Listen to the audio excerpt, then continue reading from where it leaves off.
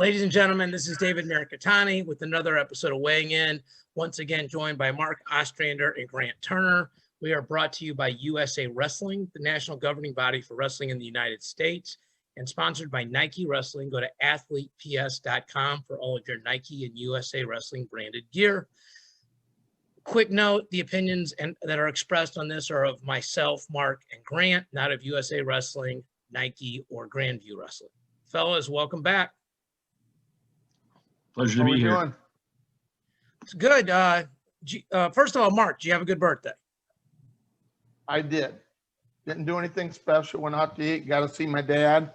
That's always a treat. I haven't seen him in about a year face to face, so we got to take him out for dinner and spend some time with him and visit my mom's gravesite and my brother's gravesite. So he, gets a chance to do that because he doesn't get to do it very often.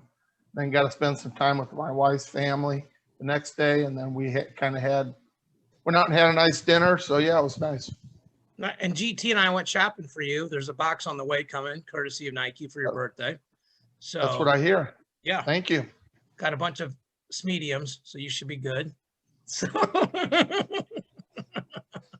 and I got a chance to see Grant this weekend. Nike was out there hustling again. I know we're on USA Wrestling, but really well-ran event. Bunch of tournaments going on at the same time. Grant, you see these more than anybody. That Coralville Arena is it's almost like it was built for wrestling. Yeah, it's absolutely amazing. They got Luke Eustace and the Iowa City Sports Commission people. They do a great job in hosting events. We've had the pleasure of being there a couple of times, and it is really set up for success, man. It's a good arena. I could see them bringing a lot more USA Wrestling events and even some state and local stuff within the state to that place. It's just set up really well.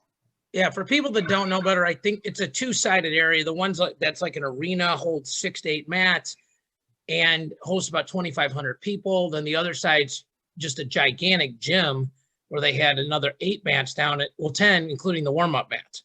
So 8 were wrestled on, 10 total. I was doing a little bit of coaching and a lot of networking and kind of walking back and forth, and got a chance to visit with my parents in between rounds. And after about the 4th time, I said, whatever match you saw, I probably missed, but I'll go back and watch them or wait for the finals the second day. But it was an awesome event. I'm going to share a screen here and we'll go into some of the results. So this is the senior freestyle, and I'll just bring up we'll go a couple weights at a time that are on the screen here. They start at 125 for some reason. Gwiz over Cassiope, 57, in my opinion, was really thin with Camacho beating Rotundo in the finals. And then 61 was pretty thin too, with Shelton Mack beating Josh Kramer in the finals. On the last second, Kramer was winning that match the whole time. And Shelton Mack got a takedown with about 6 seconds left, and B, popped his finger back in the joint in the middle of the match. So kind of a savage win for him. Mark, you and I talked about Cassiope beating Don Bradley, right? That was something that stuck out to you? Yeah, he beat Bradley and he beat Ty Walsh. So he actually had to come through the tougher part of the bracket, being the number 10 seed. So it kind of shocked me. I knew he was good. I knew he had a freestyle and Greco background. He'd won the Triple Crown twice in high school, which, you rarely ever see, but he won it 2 years in a row.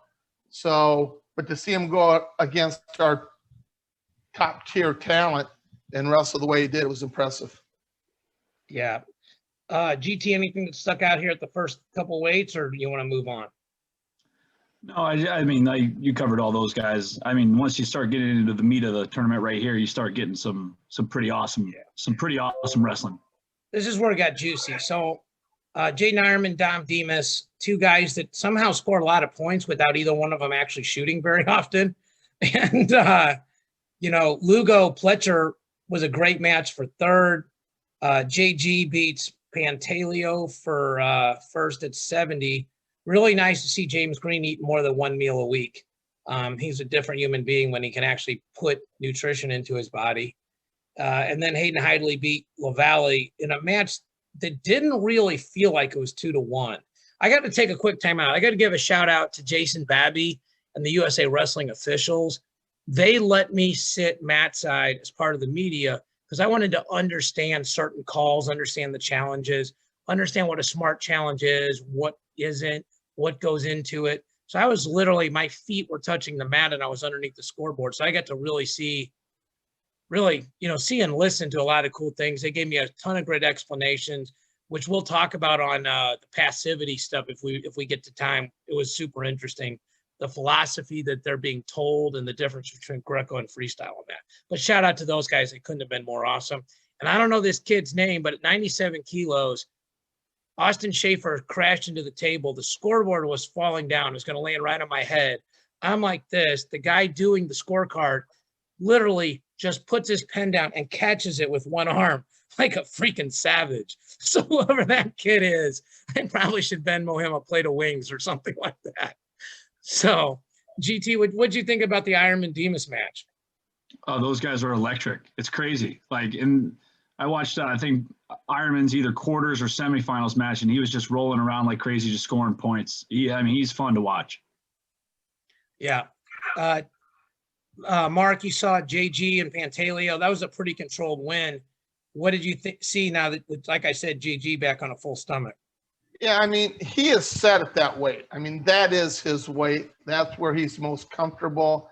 It's just a shame that the Olympics cut down to six weights and not having 10, because you're missing out on so many great athletes that's where they fit in. So, but kudos to him. Pantaleo's a stud, and he's had a really good year of freestyle. It's kind of surprised me that it didn't look that hard for James Green with that win, to be honest with you. Yeah, it was real control. Hidley, like I said, controlled LaValle, but the score was close. We jumped to 79. Lujan beats Aymar by default. Aymar was losing, I think, 8 or 9 to nothing, and then inside reaped and pinned Devin Skatska in the semi, so that was interesting. GT, did you see the Mark Hall Trent Hidley match? I did not. Mark, did you get a chance to watch it? No, I did not. Did okay, you? Then I'll talk about it because I saw it. Okay. Hidley hits that lefty underhook, ran through Hall, like first 10 seconds.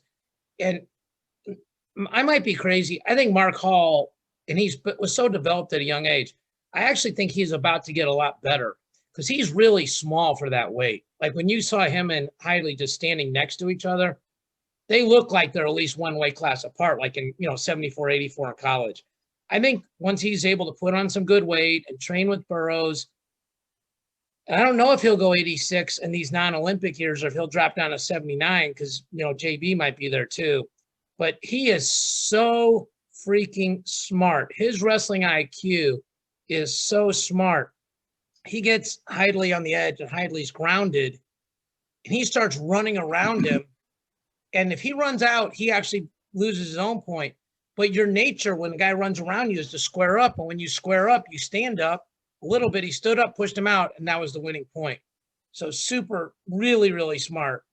Did either one of you guys see Nate Jackson, Kevin Gadsden? I did get to see that one, David.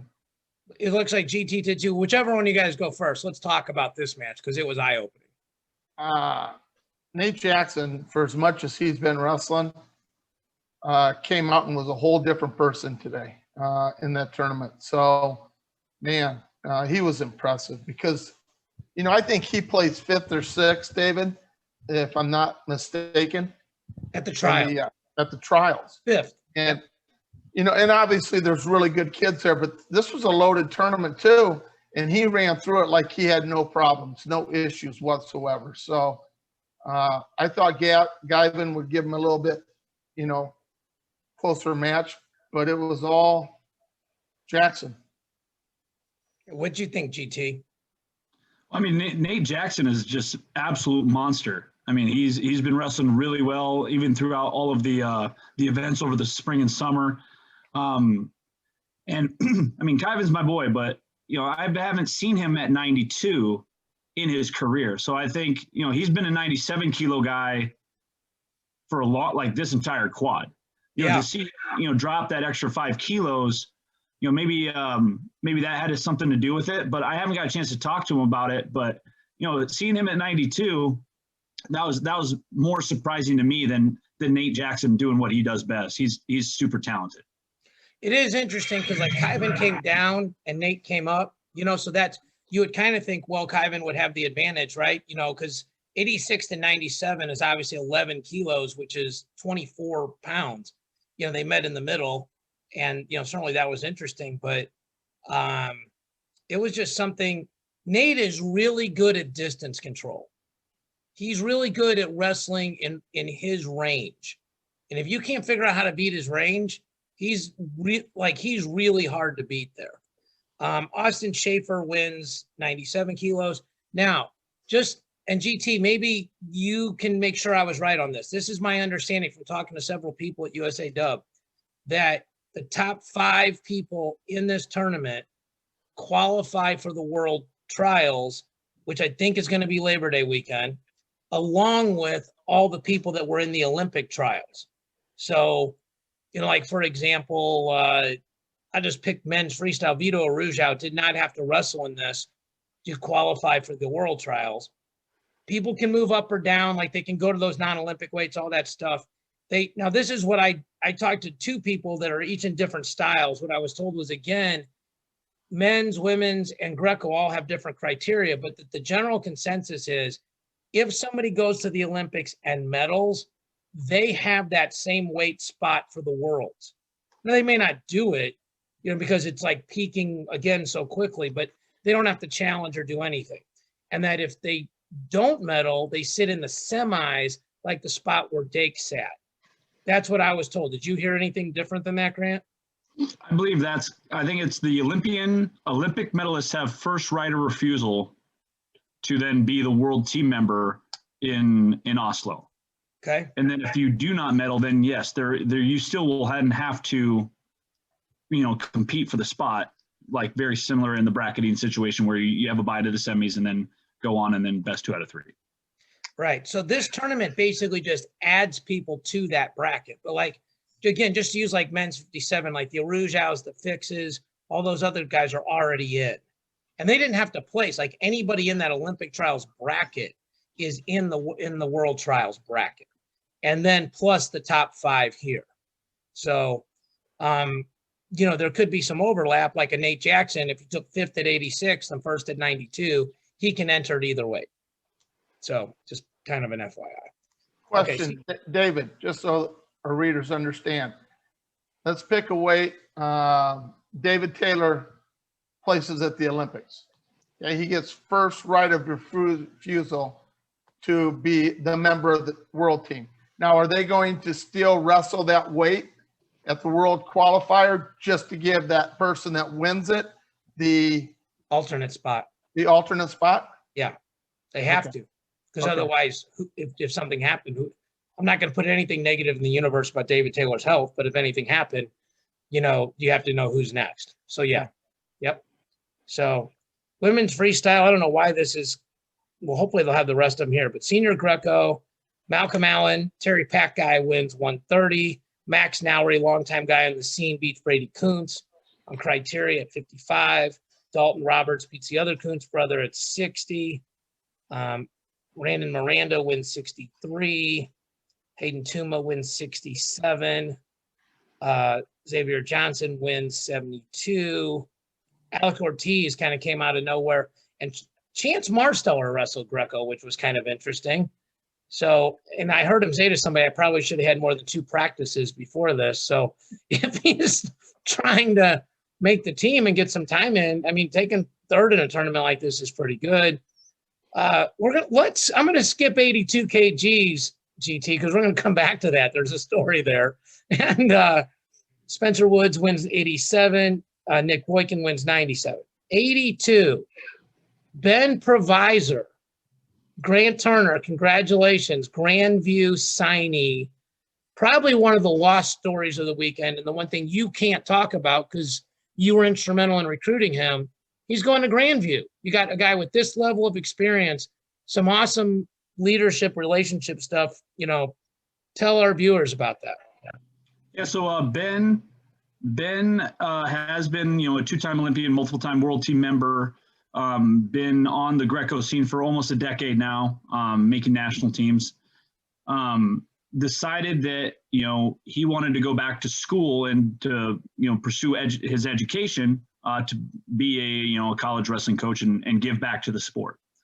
He ended up talking to a couple of guys about, potentially going to school, and then found out that, lo and behold, he has eligibility within the NAIA.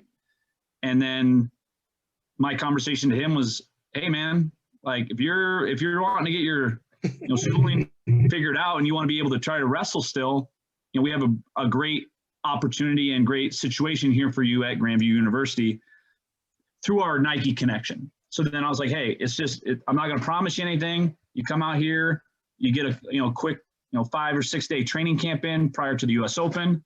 You get to meet the guys, meet the coaches, see what the situation is like. No harm, no foul. Yeah. And basically then he gets on campus, loves it. All of the things that he was looking for in a situation, basically it checked all the boxes for him. And, he's super excited. But he does know that he is going to be a true freshman and, going back to school. So he's up for the challenge. He likes it. He wants to do that. And then, of course, he had a great, US Open, winning the title at 82 kg. It's awesome. First of all, really well done. You and I talk off the air fairly regularly, so I knew you were working on this. And we will, whether we get to it this week or maybe in the next couple of weeks, talk about recruiting stories. And I don't think people really understand how hard it is people work at recruiting. Like, these recruiting classes don't just happen. So you'll never take a bow, but congratulations to you and Nick Mitchell and the crew. Sidebar, the one night we were able to grab dinner together, one of the guys that was in your room said you guys were doing live goes. And he looks over, Provisor looks over and he goes, sag your hips and do this. He goes, while somebody was trying to throw him. And he was coaching another guy. So that's going to have an immediate impact on your room. And he's got credibility, because whenever somebody tells you what to do, a small part of your brain goes, well, does this guy know any better than me? Or was he better than me or anything like that? The other parallel I see is he's kind of following that Randy Couture path where he comes into college later in life.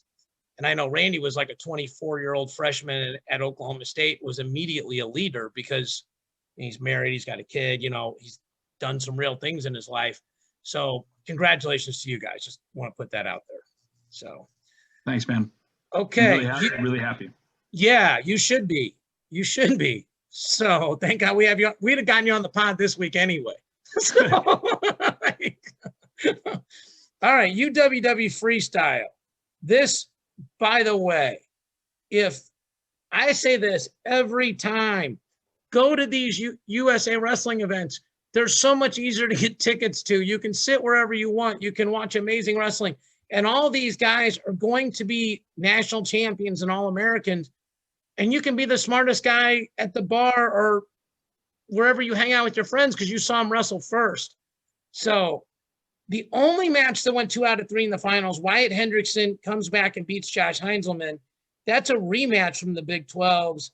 A couple other notable, we can go a little longer on these weights, but Luis Fernandez, who Cornell's really high on, took 4th. This Princeton kid beat him twice. The Princeton kid's kind of sneaky good. He doesn't look like much physically, but really, really smart. Connor Doucette and Kolchev 5 and 6. And then the next weight, I don't know who drew these brackets up, but it was crazy. Richie Figueroa, Matt Ramos, Cooper Flynn, and Drake Ayala were all on one side of the bracket. Nothing personal against Ryan Miller, and this says Ryan Miller versus Figs. Figs won 10-1, 10-0 or something like that. One almost tech and one tech. And that was his easiest match after the round of 16. So your guys' thoughts on either 125 or 57? I mean, those heavyweights, I mean, they're good up and coming kids. And then of course you look at 57 kg and like, those are all of the who's of the age brackets, right? So those guys were fun to watch, and you could see the crowd migrate to when those guys were wrestling in the back or even in the front. Yeah, they carried a lot more presence, especially at that tournament. Yeah, I think people had said early in the tournament, 57 kg was going to be the weight to watch at this tournament. And it was loaded in. You know, the kid that wasn't there that surprised me was the Cornell kid, David. Who? So, Giacomo Hollis? Yeah. Greg D? Yeah, I don't know. I should have asked because I hung out with Josh Saunders this week and I should have asked. I mean, here's what's interesting. Figs comes into Arizona State. They've got Courtney there, so that, you know, they've got some fun things. Matthew Ramos takes third. He's there with Patrick McKee, you know, so that's a nice problem for them. Cooper Flynn walks into Virginia Tech. They have Latona there, although Latona is more than tall enough to go up to 33 if Corbin Myers wanted to go up to 41. Drake Ayala walks in. Iowa's got a pretty good 125-pounder, I think. The guy's so good he doesn't even need kneecaps. And then Noah Certain, who I think went 2-2 at nationals, was 7th. That tells you how good this weight class is. And Andre Gonzalez, the kid from Poway, who's everything in sign with Ohio State, he got manhandled by Certain in the blood round. Like, that's how good this bracket was. So just to keep an eye on that. 61 kgs. Jesse Mendez beat Carter Young twice. The second match was close. The first time he folded him up. Serrano, Schreiber, Belton, etc. Jesse Mendez, huge recruit coming out. Carter Young is going to Northwestern after a great career down there at Stillwater High School. Did you guys watch any of these matches at all? I did not get to see this weight. My computer's been kind of messed up and my TV's been messed up, so I had to go back and watch some of the ones I wanted to see. That's fine. GT Mendez he's ready to go, man. That kid's gonna, wherever he goes, I think he's going into his senior year, so he's still got some time to decide. Yeah, I mean, if you look at that weight class, those guys are all studs. I mean, you look even all the way down to, 7th and 8th place between, Clark and Maroney. Like, these guys are I mean, you just can't go wrong with any of them. I haven't necessarily watched Mendez a ton in person, but I was very impressed with him and his abilities. And then, of course, I've seen Carter Young a couple of times in person. But good heavens, that was great matches. And, wow, really impressed by that. Really impressed by that weight class. Yes. So 65 kgs, Bo Bartlett beats Lamer 2-0. This is why Penn State's so good at adjusting. Bo Bartlett gets over shrugged twice by Lamer, who's like a head taller than him. The second match, Bo Bartlett did not touch Lamer's head the whole match.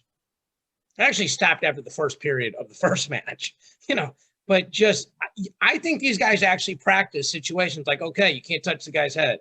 Okay, you can't do a 2-on-1. Okay, you can't use your underhook. And I think I know RBY has to practice wrestling with one arm at least a couple times because it's how he wrestles DeSanto. Josh Edmond, who, if you're a Missouri person, super high on that guy. He lost to Lamer, I think, but truck drove everybody else. This Jamison kid out of Texas is a high school kid that's committed to Minnesota. He actually beat Josh Saunders. Saunders was the number 1 seed, took 7th. He lost to Caleb Larkin, Eric Larkin's son. And that was a crazy quarterfinal match. Larkin won 14-11. Shannon Hanna, shout out to Daryl Thomas. Campbell gets an All-American. Good for their program. I'll just say this. The rumor is Josh Edmonds going to go 149 next year for Missouri, and they're going to redshirt Mahler. Then the next year they're going to redshirt somebody else, and then those guys can unstack it because by then Mahler will be gone. But Josh Edmonds, super fun to watch. That guy will probably never wrestle at 3-2 matches in entire life. What are your guys' thoughts on 65? Bo Bartlett, that's his weight. That's where he's going to perform. Moving up to 149 this year, coming in. I thought he did a pretty good job, David. He had a real tough Big Ten tournament, but I mean, that's where he's the best right now. That's his weight class. And obviously by this performance, you could tell, they're not hurting. But the problem is there's a guy named, I think, is Nick Lee or something like that. I don't know where he's from, but he wasn't too bad, for Penn State. They got a good problem because Nick Lee could go 49. I mean, after he beat Yanni like that, instead of like, like, well, Nick Lee's got to get out of Yanni's weight. You don't think that anymore. And he beat Ironman too. So GT, anything here? Or you want to jump up to 70? Well, I mean, I kind of want to preface a little bit of like kind of all of what we've discussed here is that if you look at the Tiger Style Wrestling Club, we're going to get to that. They've had a All-American at every weight thus far. I mean, like, you're going to start to see a trend here very soon that, like, Mizzou's going to the Big 12, and they have, All-Americans at almost every single weight here. And if they don't, they're maybe not a UW junior. Like, they're stacked. Yes. So I hesitate to say that because I'm a Missouri guy. But, so you don't want to be a homer. But it's absolutely true. They're so good and so young. Like, their whole freaking team is sophomores. Like, they had a backup just make the world team. Literally. And we'll get to that. Okay. Yeah. I'm going to speed it up a little bit. Bryce Andonian beat Ed Scott. Folded him up the first match, won a closer match the second one. Those guys wrestle all the time in the ACC. 674, Keegan O'Toole. This kid is so good, and he's so good at freestyle. Like, he beat Facundo. That's, Facundo was on the other side, beat DeVos pretty handily. Julian Ramirez had a good tournament. Those are 4 guys minimum you want to keep an eye on. And Clayton Ulray was a huge recruit going out to Virginia Tech. So a bunch of names to watch here. Donnell Washington makes the world team. Huge. That's a huge pivot point for Angel Escobedo in Indiana to be able to put a guy on a team. Like, those are the steps you got to take. That's where Missouri was 15 years ago, doing like, we got a guy. And now we're talking about how Mizzou might have had the best tournament of the, in this age group. So, and then let's jump to 86, Colton Hawks, who was a backup this year. Now, to be fair, a little bit of quick background of him. 3-sport athlete, got hurt his senior year in high school. He's from about 30 minutes away from where I live. We all knew how good he was, but didn't get a chance to prove himself, especially his senior year because he got hurt. He was really close with Jeremiah Kent this year, lost the wrestle off. Jeremiah Kent was the 9 seed at Nationals. So that tells you how good he is. And this kid comes in, beat Foca. I think he teched Foca, who's really good and had beat him a couple times before, and then beat Darian Roberts 2 straight. So anything you guys want to say about the last couple weight classes there that I kind of ran through? Missouri's going to be really, really good. And you put 3 guys on a world team, and they're all 3 different weights. So you got 3 world competitors on a college program, not counting the other guys that they have that are already ranked in the top 8 at their weight, some of them. We had talked about this on the phone the other day, David. I see them being a top 4 team this next year. And I know they didn't finish that this year, but with another year, they're going to be a top 4 team. I don't know if they'll get to where Iowa's at or where Penn State's at just yet, but what's going to happen in 2 more years? Missouri may be taking home the national title. They've got such a good dual meet team. They have like no holes. Like, you don't go, well, we're going to win it that way. Or like, well, when you're coaching your own team, like, well, we're probably going to lose it this way to every time. Like, their worst guy made the round of 16, I think, or 24. Like, I think Certain's the one that placed the lowest. And he only wrestled because Connor Brown broke his ankle 2 days before the qualifier. No. Like, that's how good they are. And they're good, deep good. So, all right.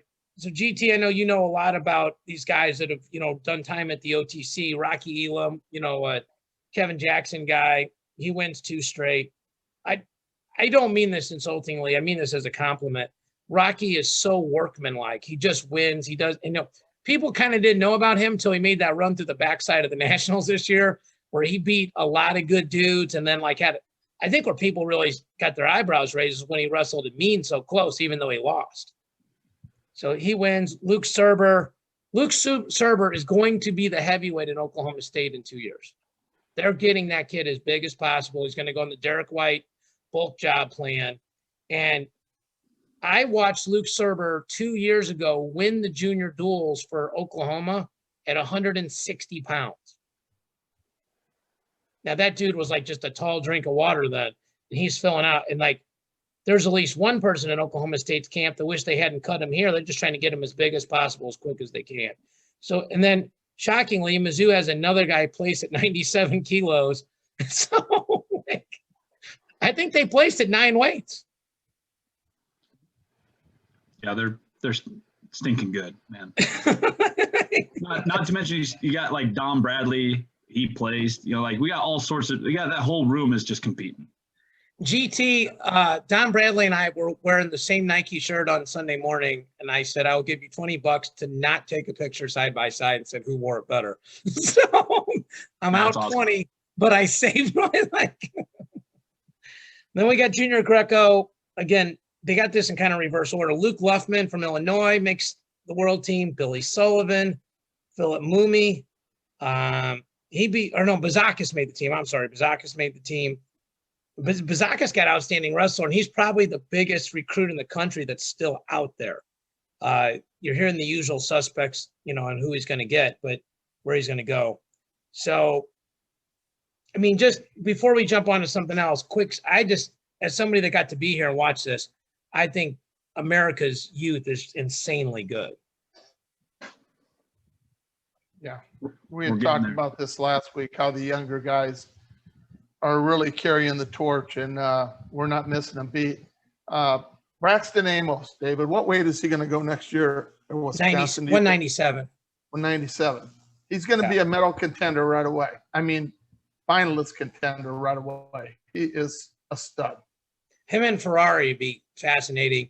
GT, you weren't obviously on the podcast during the college season this year, but we correctly picked, I think Mark said 6, and I think he was right. I think I said 5, and he was more right.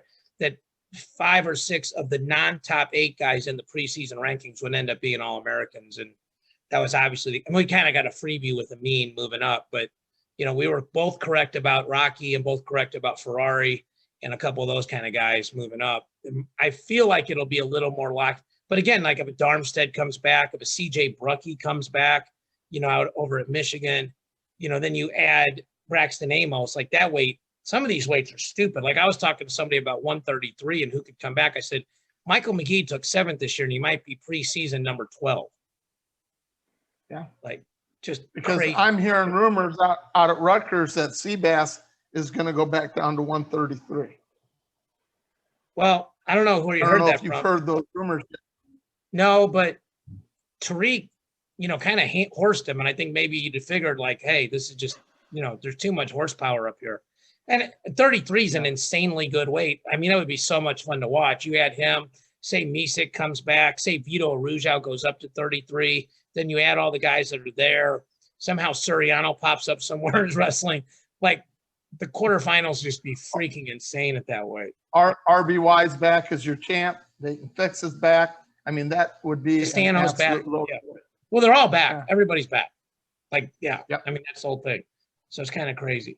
So we got about 11 minutes left. Mark wanted to talk about recruiting stories. I don't think we're going to have time for that. And that's probably a full episode or at least 10 minutes a person. So I don't want to get into that. Mark, you saw the Terry Brands podcast. They had to change things up. They had like a COVID meeting or something. So it ended up being Terry and me sitting outside Carver Hawkeye. Yep. I'm always hesitant to say the podcast was really good because I'm, 50% of it. But what were your thoughts of it? And maybe why should people, take a look or listen? Well, I told you this would be your biggest podcast you've done.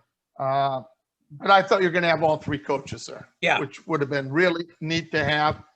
Terry held the torch. He did a great job. He explained things.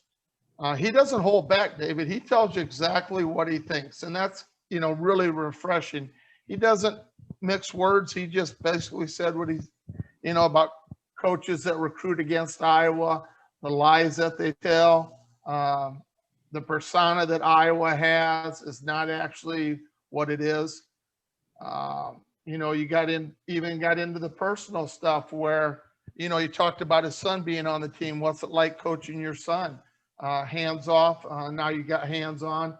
And he says it's been a great relationship. They're much closer, every year. And he said it would have been that way no matter where he went to school. So I don't think, I just really like listening to him, his mentality.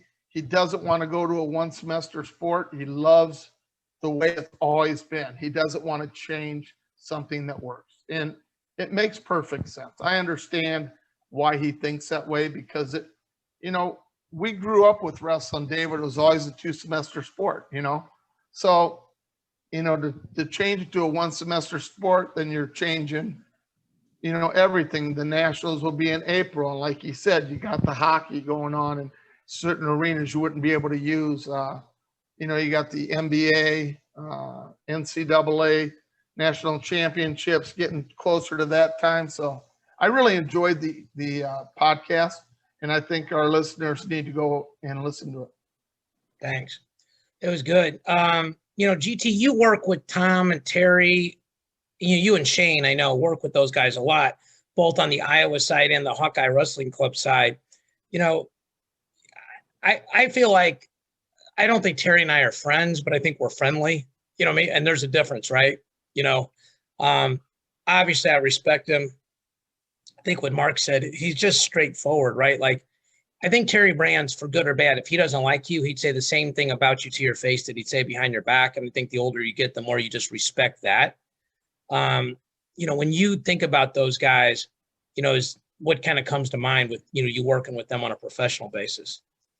I just think that they're extremely passionate about what they do. They love coaching. They love their kids. They love their program, and they want to protect it at basically all costs. I think that they want to make sure their point is, is very deep rooted in loyalty and making sure that they're there for their guys. Everybody that comes through their program loves those guys.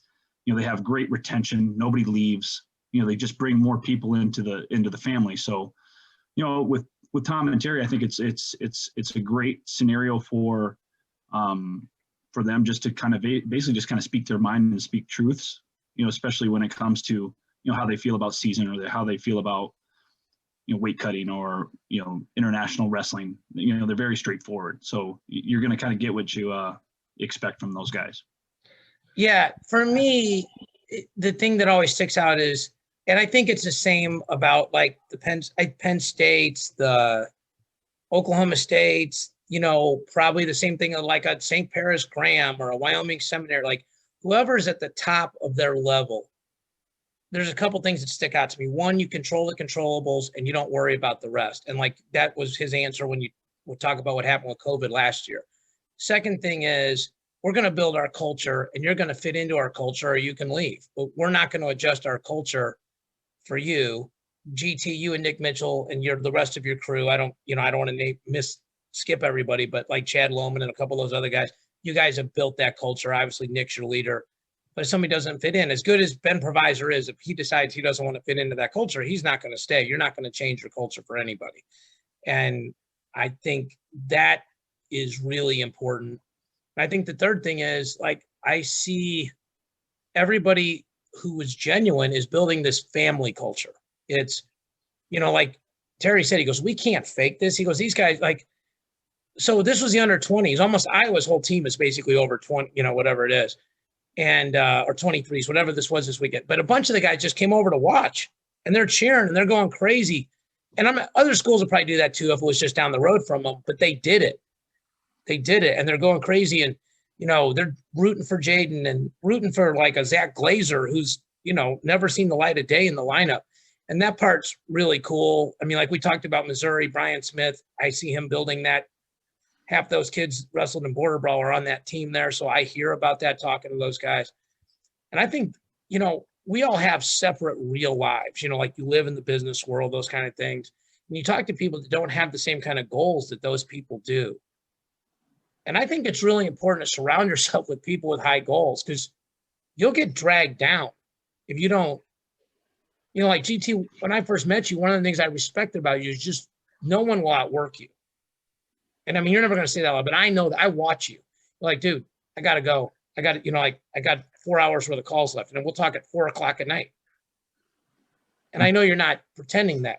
Mark, I know how hard you worked to make Iowa Central where it was. So when you left, Luke could keep going what you started, hopefully people that know me think of me the same way, and whatever, think that this person works hard and they're committed and they're a grinder and they're going to put the time in. They're not going to make excuses. They might fail, but they're going to own it. And that's the thing I take away from these podcasts. I got the same thing at Arizona State, like Molinaro talking about gratitude. I think it's really important when you're trying to build a culture. Accountability and gratitude are two huge things. So I thought that was awesome. And it kind of segues into two quick things. Mike Poeta is going to come on the podcast this week. Super excited for him. GT and I know him really well. Nice guy. And he's real high energy. So he'll be an awesome interview. And then speaking of gratitude, we got a couple minutes left. I just want to say happy Mother's Day. I know a lot of people feel this. I feel like I have the best mother in the world. Would not be where I am in life without her. She continues to support me every day. And she's been a mother to so many wrestlers over the year. Her and my dad, basically ran that team for 100 years together. So happy Mother's Day, Mom. And I'll let you guys say happy Mother's Day as well. And to whoever, and then we'll sign off.